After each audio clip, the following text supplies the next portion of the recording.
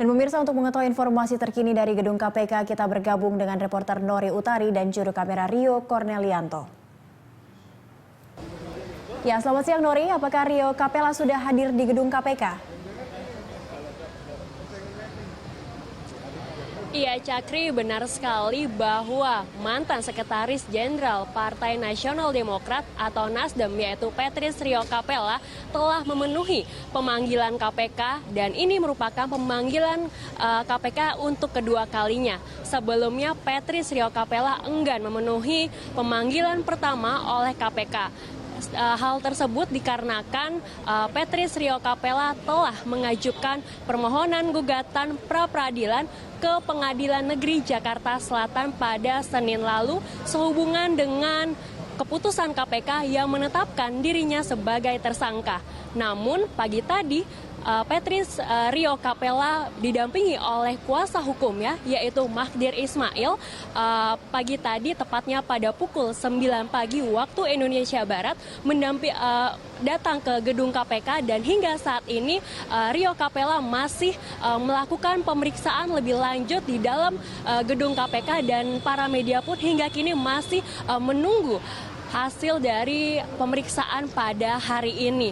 Dan Rio Capella menegaskan bahwa pihaknya siap untuk diperiksa oleh KPK sebagai tersangka dalam kasus dugaan suap, kasus dugaan korupsi dana bantuan sosial di tingkat pemerintah Provinsi Sumatera Utara.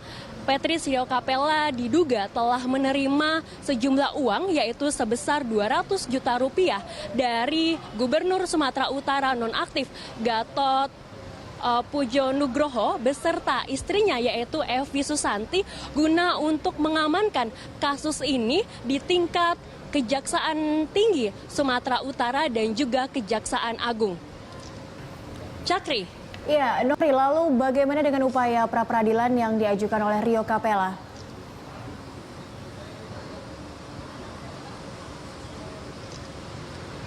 Ya, mohon maaf Cakri, kami tidak dapat mendengar secara jelas, tapi mengingat bahwa sebelumnya Patrice Rio Capella tidak memenuhi pemanggilan pertama oleh KPK mengingat pihaknya telah mengajukan permohonan peradilan ke Pengadilan Negeri Jakarta Selatan.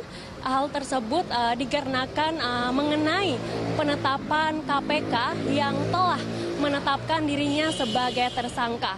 Kuasa hukum dari Patrice Rio Capella yaitu Magdir Ismail mengungkapkan beberapa alasan mengapa pihaknya mengajukan pra-peradilan ini. Yang pertama adalah penetapan Rio Capella sebagai tersangka tidak memenuhi unsur di Undang-Undang KPK dan juga Kitab Undang-Undang Hukum Pidana. Selain itu juga kasus dari Rio Capella ini bukan termasuk wewenang KPK.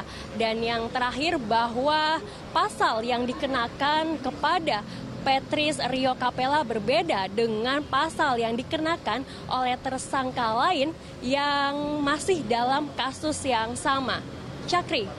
Ya, baik. Terima kasih Nori atas laporan Anda. Pemirsa, itu tadi reporter Nori Utari dan juru kamera Rio Cornelianto melaporkan langsung dari gedung KPK Jakarta.